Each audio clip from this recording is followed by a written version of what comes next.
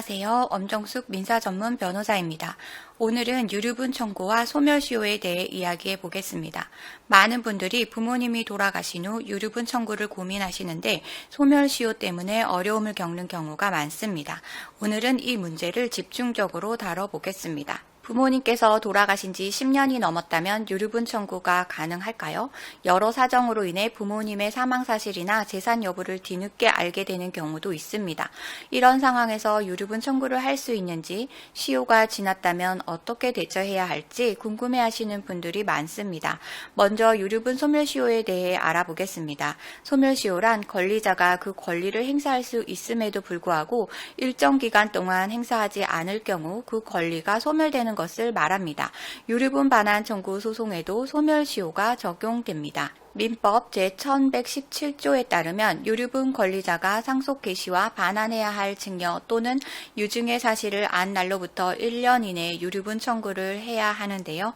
상속 개시 시점은 망인이 사망한 날을 의미합니다. 따라서 부모님의 사망 사실과 재산의 증여 또는 유증을 안 날로부터 1년 이내에 청구해야 합니다. 그러나 부모님의 사망 사실이나 재산의 증여, 유증 사실을 뒤늦게 알게 되는 경우도 있습니다. 이런 경우에는 민법 제1117조 단서에 따라서 상속이 개시된 때로부터 10년이 경과하지 않았다면 그 사실을 알게 된 날로부터 1년 이내에 유류분 청구를 할 수 있습니다.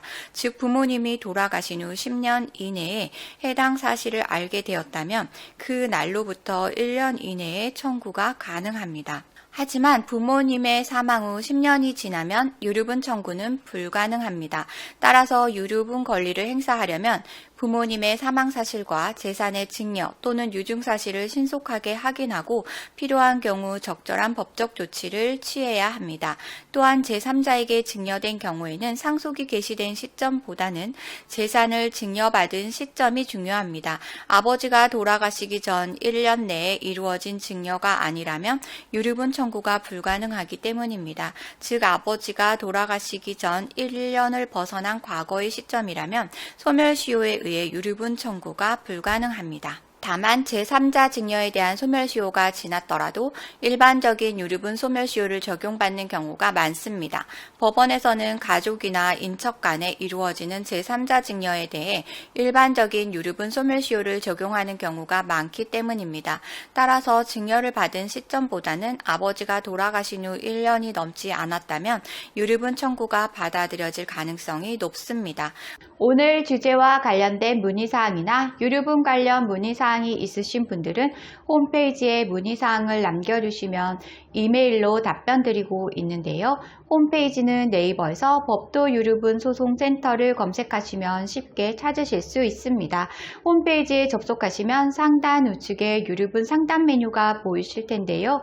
파란색으로 체크된 부분은 명확하게 정보를 입력해 주시고 본문에 궁금한 내용을 입력해 주시면 이메일 또는 유선 전화로 답변 드리겠습니다.